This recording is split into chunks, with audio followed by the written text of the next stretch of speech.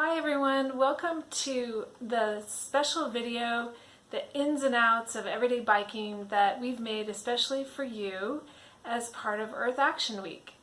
So we're going to chat with three different members of the community about how they make biking an everyday part of their lives.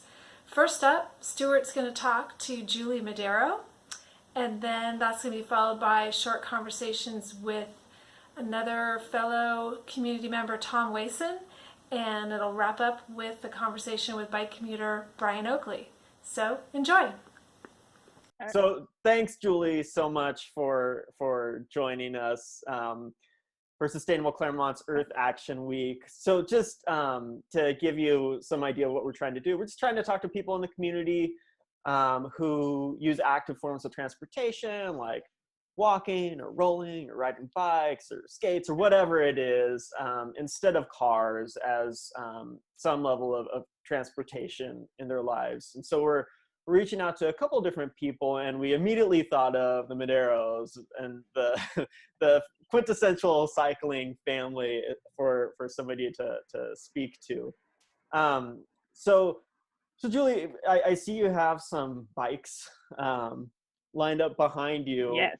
and some of them do not look like the bikes that I'm used to or that I've ever had. Can you just tell us like what type of bikes you and your family are accustomed to riding?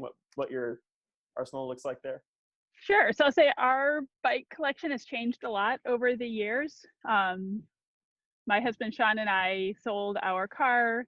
We moved across country in 2008. At the time, it was mostly related to finances. Like we were moving, we needed to find a place to live on the West Coast. We still had a house we were trying to sell on the East Coast, and there wasn't room in the budget to also be making car payments. And we kind of figured, well, we'll figure out, we'll get a new car and go back to kind of the way we always used to do things once we sell our house. Unfortunately, we did that in 2008, which was not the best time in the world to try and sell a house on the East Coast. And so it ended up taking 3.5 years to sell the house. And by the time we got there, we kind of figured out what worked for our family. Our kids were little at that point. So as the kids have gotten bigger, our setups have changed. At this point, we have a 14-year-old, an 11-year-old, and a 7-year-old. And so some of the bikes I have back here are ones that we used a lot more with the kids when they were littler, and they've kind of changed their use as they've gotten bigger. So this is the bike that for a long time has been my primary bike. This is a front-loading cargo bike. So you can see I sit in the back there. The kids can sit in the front here. I have it set up with a seat belt here, so a kid can sit down inside of it. I have passengers, human passengers, less often these days since all of them can ride their own bikes, but you can see it's set up this morning. I have a helmet and a blanket and a book in here because my 7-year-old was sitting in there. We had an errand to run this morning, and she hopped in her pajamas and went for a quick ride with me. Next to it, I have the bike that my husband Sean primarily rides. This is a long tail cargo bike. So it's an extra cycle where it's got extra space in the back where he would ride here, and you can see there's a seat in the back for the kids to sit on back behind him when riding. And then the third one I have here is one of our folding bikes. This is a Brompton folding bike that unfolds like that when you want to ride it and has a seat for a kid to sit in front of the adult so they can sit here and kind of hold on while we ride together. Like I said, a lot of the time our kids are on their own bikes now. So more often than having kids in these bikes, we have groceries, or this bike over here, I can pop the bars off and take it to Lowe's or Home Depot and strap a bunch of stuff on, bring it home. It's kind of like my bike pickup truck. Right. So those bikes are so cool. They're just, I think, They're a so lot of fun. different from what like we're accustomed to seeing. Totally. Are they, so your primary form of cycling is, would you consider it like for sport, for recreation, for transportation, all of the above? Like when you guys cycle, like how do you see this as part of your day-to-day? It's definitely our transportation. It's how we get to school. It's how we get to work. It's how we run our errands. we don't do a lot of just we're going to go out and go for a ride because we feel like going for a ride. But at the same time, I think part of why we keep riding is that it is fun. So there's definitely a recreation element to it in the sense that, I know that riding a bike is better for the environment than other choices we could use. But if I'm really honest with myself, I'm not sure I would do it day after day, year after year, if it weren't also a lot of fun. So having something that is enjoyable and that we have fun doing together as a family is a big part of what makes it feel like something that is easy to sustain long term for us. Right. And were you and Sean, were you like both like cyclists before you made the switch, or how did that come to be? Absolutely not. So like I said, we moved across the country, moved from Philadelphia to Seattle in 2008, and had this choice when we looked at our finances where we really could have lived like 45 minutes outside of the city to be able to afford a car. And then we knew that there's always this risk that you'll have like a huge, maintenance cost, that something will break and it'll be $1,000 to fix it. And that's a big uncertainty in your budget. Or we could choose to live closer to the city and not have a car and figure out how to get around. 2008 ended up being the year that Bush did the like tax rebate incentive to try and get people to go out and take road trips during the summer. So we took our rebates down to Bikeworks, which is a nonprofit in South Seattle that fixes up and resells used bikes. Bought 2 bikes there and a little front seat, one of the little like handlebar seats that our son, who was a year and a half old at the time, could sit on, and use that to kind of get ourselves going. But we absolutely didn't know what we were doing or how to make it really work when we started out. We kind of figured it out as we went. Okay. Yeah. And like, I think that's probably like a lot of questions that most people have is like, how do you make it work? Like, I think for like a lot of people, they would, just going to the grocery store and back, or, making quick trips to grab a coffee or any sort of trip, especially with kids, like it just seems like an extra challenge or just something to think about differently. What is your process for that? Do you have to plan a lot better, or do you just like close in your circle of places that you go to, or how does that work? Early on, there's probably more planning to it. I think a lot of it has to do with making sure that it feels easy to get out and go. So having tires pumped up, having your bike ready to go, having the helmets in a spot that you know how to find them makes it easy to do things like the school drop off in the morning every day, and have that not feel any harder. Honestly, when we've had a car around or borrowed a car or something, getting the kids loaded in and into car seats and everything felt like as much of a struggle as getting everybody on their bikes and out of the house once we kind of had that routine down and knew how it worked. I think we probably do tend to err on the side of going to places that are a little bit closer, shopping at local businesses instead of driving 2 or 3 cities away to go to a big box store and those sorts of things. And in my mind, even financially, that works out because some things might cost a little bit more than we could do if we went farther, but we're saving so much in the cost of owning a car and the cost of insuring the car and the cost of gas and everything that works out. And then honestly, also being willing to be a little bit flexible with it, that sometimes we want to go away for the weekend, and a couple times a year we find ourselves renting a car from Enterprise for the weekend. We have friends who've been really wonderful about letting us borrow a car if there's a trip that we want to make where that makes sense. Carpooling with friends if kids want to go to a birthday party that's far away. Right. And so, it's not a thing where we're like, we'll absolutely never get in a car, we won't use a car, Right. but there's flexibility, Right. kind of slowly adding in the trips that it makes sense on, doing them that way. And then when we look at the balance, there aren't enough trips that we make frequently enough that it makes sense to have a car all the time. Right. For the relatively rare times that would make more sense for us. Right. That makes sense. And when you do need to go somewhere, in Claremont or beyond Claremont, do you have a process of like mapping out like what like a safe route to get there is? Because especially interacting with the whole family, like even in Laverne where I live, like I know which roads not to even like walk on with like the kids. And so that's like a big concern I think a lot of people have with getting started. Like, how do you, is it just experience? Do you have like another way of knowing kind of best routes, or can you talk a little bit about that? Yeah, you know, that's gotten a lot easier as some of the online mapping apps have gotten better over the 13 years that we've been doing this. So Google Maps has bike directions, and they're pretty good at preferring trails and quiet streets and things, so you can get turn-by-turn directions that way. Apple Maps just added relatively recently, they now have bike directions in LA County. It doesn't work if you want to cross the county line into Upland because they don't have it in San Bernardino County yet, but in LA County we can get bike directions from them. And most of the time that works. Sometimes if we're going somewhere we haven't been before, we still run into the places where we get there and realize that we're not comfortable riding on a road. Right. And part of it is, for us, is just, you know, having the humility and the willingness to just get up on the sidewalk and walk.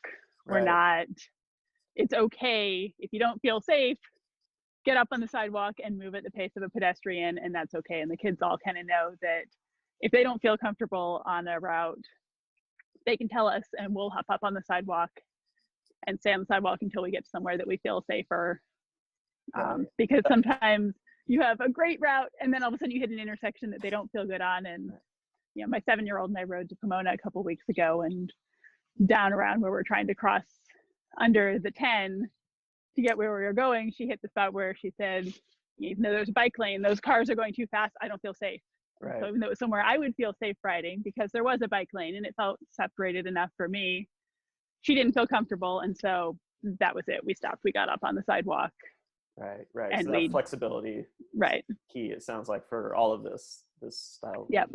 So is there anything that you you could suggest for, you know, people who might be like on the edge, who want to, you know, take this on as more, you know, a greater part of their life, either for commuting or for recreation or just like the day-to-day, like that, you know, any words of wisdom or advice or anything that you would say that could kind of help somebody get started down this path?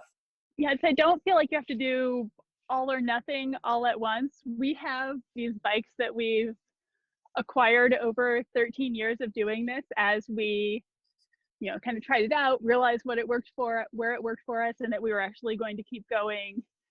Got another bike that worked for us, figured out what our needs were. The folding bikes we kind of added to our collection when we moved down here and wanted something that would fold up and be easy to hop on the train or travel around with.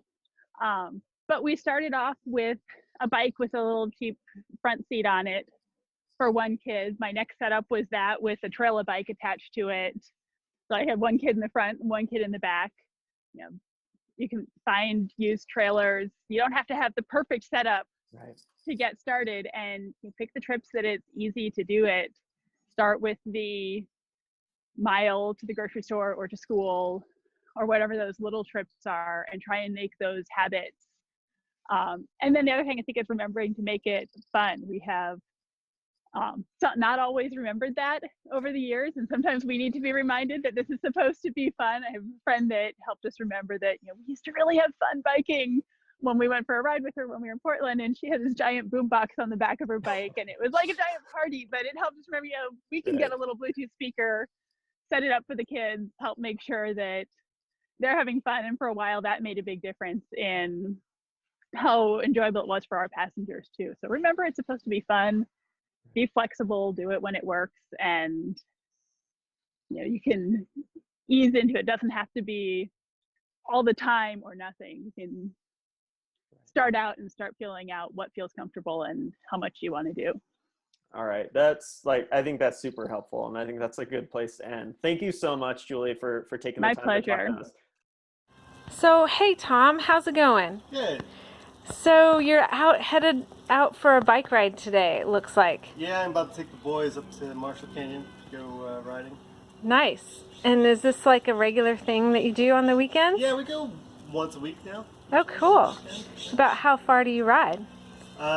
We ride up probably about a mile up, and then they do some jumps there at the area where people carve out jumps, and then we ride out all the way down to the bottom, and then I ride back up and get the car. Nice. So that's probably about 4 miles total. Yeah. And it pops you out where at the Down in a neighborhood in Laverne. yeah. Cool. So your boys are what ages?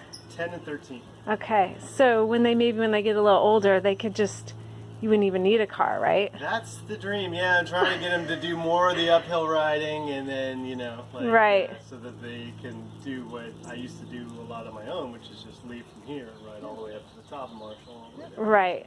So you guys have what kind of bike would you call your bike? This is a mostly off-road or Yeah, this is a full-on dual suspension mountain bike. So Okay. it's got shocks in the front, shocks in the back. You don't need that for Marshall. It's pretty tame back there. Yeah, But this makes it a lot more fun. right. And do you use this bike for other purposes or is this mostly your mountain bike? Mostly, yeah, just the mountain bike, and I've got a road bike from when I used to commute, but that's kind of out of commission. I haven't done that in a long time now. And then got just kind of a beat up old bike that we use for cruising around town. Right. Right. So you wouldn't take this bike if you were going to like the village or something. Yeah, no, because my other bikes have racks and stuff. I can Yeah. go to the farmer's market. And Nice.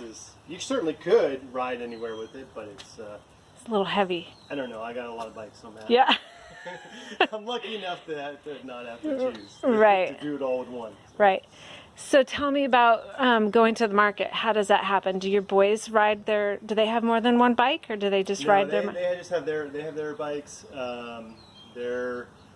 My youngest is kind of like a BMX bike. Yeah. It's not especially a mountain bike, and then my 13-year-old has his last bike was his first real mountain bike with shocks on the front. Right. But they ride those. That's what they ride everywhere. Right.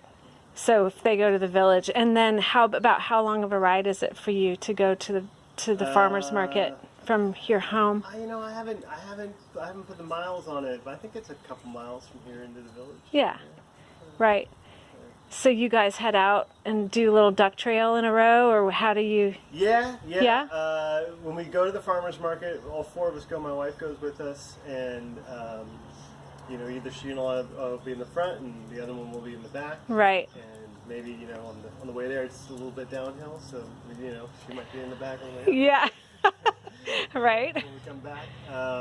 And yeah, we've been doing that. We go like once a month. Yeah. We've been doing that since COVID. Right. Family, we do that. Yeah. Kind of a thing to do.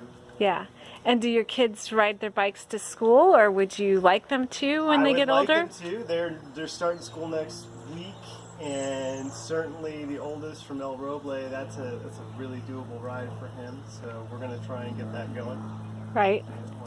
Once he's settled in there. And school's actually open again. That'll be nice. Exactly. Right. So for families who are considering getting their kids on bikes, and they're kind of unsure, any advice do you have for like just go for it? Any concerns you had before you got kitted out with your bikes? Did you do like safety training or? No, I mean Just- from the very beginning, I was pushing my kids on the bikes with the pedalless things where they Yeah. push themselves around as early as I possibly could, just to get them, because I wanted them riding with me. I wanted them doing what we're doing now. Yeah. I'm finally living the dream that I've been waiting for 13 years. But Right.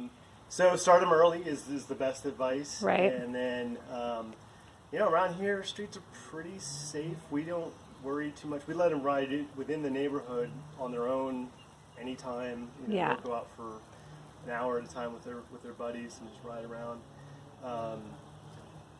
The biggest things are the big streets, like for us it's Town and Foothill.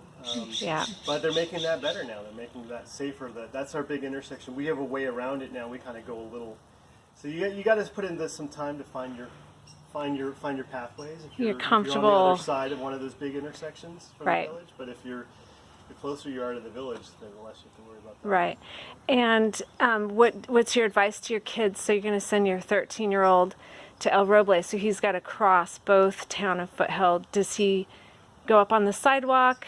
So Yeah. we've gone over this plan a whole bunch of times, and that's how we get to the village. So I know that he knows it. I've done it with him several times. There's a crosswalk across town that we use. It's right here on Blithedale.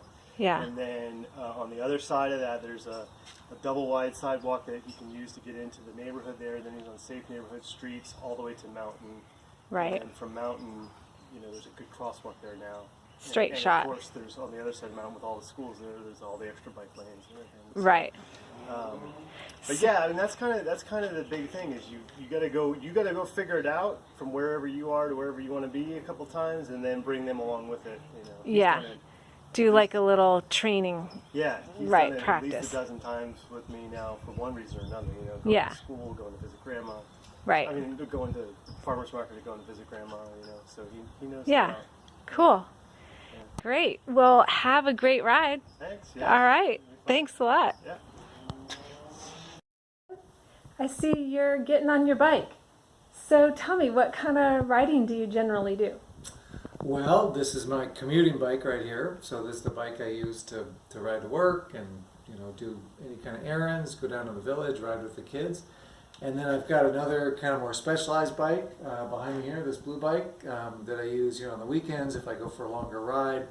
More of a recreational fitness riding. I'll go up into the wilderness park, stuff like that. But this is my kind of daily commuting bike right here. All right. So you're commuting to work. So how long have you been a bike commuter?